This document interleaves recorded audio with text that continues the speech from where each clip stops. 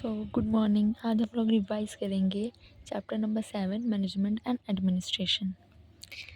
इस सेक्शन में हम इम्पोर्टेंट सेक्शन से स्टार्ट करेंगे, मतलब इनको दो पार्ट में डिवाइड किया है हमने। दूसरे पार्ट से हम स्टार्ट करेंगे।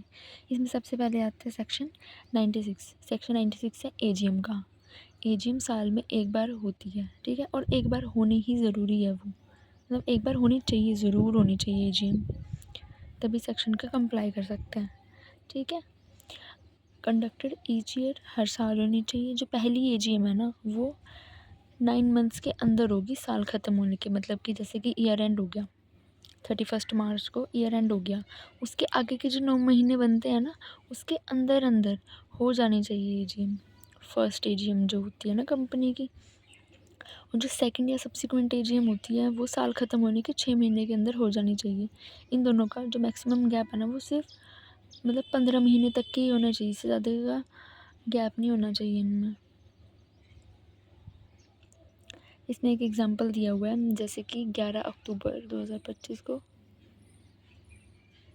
11 अक्टूबर 2025 को साल स्टार्ट, मतलब कि इनकॉर्पोरेशन हुआ होगा कंपनी का, और 31 मार्च 2026 को ये एंड आ गया। तो अगले के जो 9 महीने बनते हैं वो बनते हैं 31 दिसंबर 2026 तक। यहाँ तक के 9 महीने बने, इसी बीच में ना आपकी फ़र्स्ट एजीएम हो जानी चाहिए, ठीक। और ये फर्स्ट एजीएम होगी। अब हम सेकंड एजीएम करेंगे ना, तो फर्स्ट के बाद ही करेंगे, जाहिर सी बात है। तो ये जो 31 दिसंबर है ना, इस साल का ईयर एंड होगा 31 मार्च 27 में ना, तो 27 के जो अगले 6 महीने होंगे ना, उनमें जाके सब्सिक्वेंट एजीएम करनी होगी, सेकंड एजीएम करनी होगी। फिर बात आती है कि अगर जो सब्सिक्वेंट एजीएम है वो नहीं कर पाए, ये नहीं है कि एम ही नहीं कर पाए, कोई उसका जेन्युइन रीज़न होना चाहिए। अगर कोई जेन्युइन रीज़न है और आप नहीं कर पाए सब्सिक्वेंट एजीएम, तो आपको आरओसी के पास जाके मतलब बताना होगा, स्पेशल रीज़न देने होंगे अपने, ताकि जो आरओसी है ना वो आपको फिर एक्सटेंशन दे देगा 3 मंथ्स का, कि आपके पास 3 महीने हो रहा है, आप सब्सिक्वेंट एजीएम कंडक्ट कर लो। अब बात आती है कि सेक्शन 96 में अब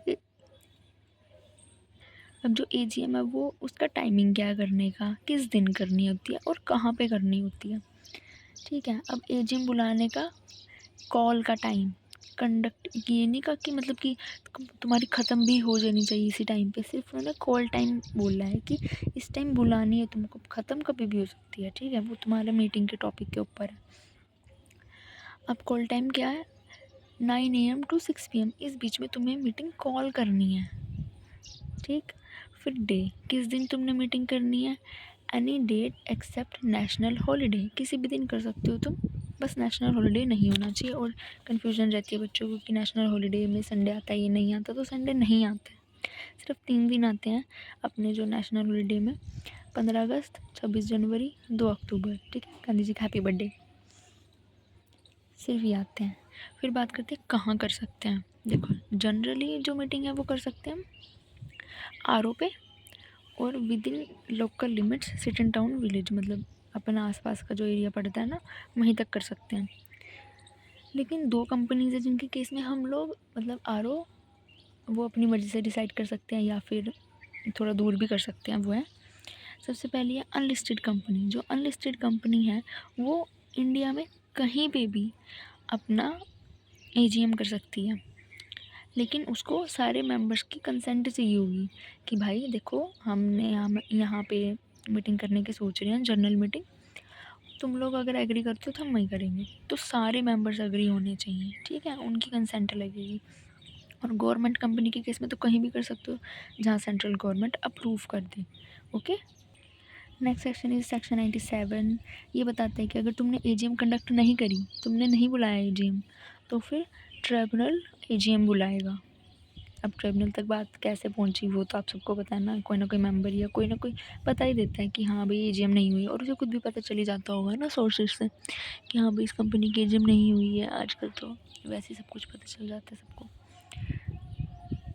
तो ट्रिब्यूनल एजीएम बुलाएगा। सेक्शन 98 में बताते हैं अगर एजीएम नहीं कराई तो भी ट्रिब्यूनल एजीएम बुला सकता है, ट्रिब्यूनल की पूरी मर्जी चलेगी।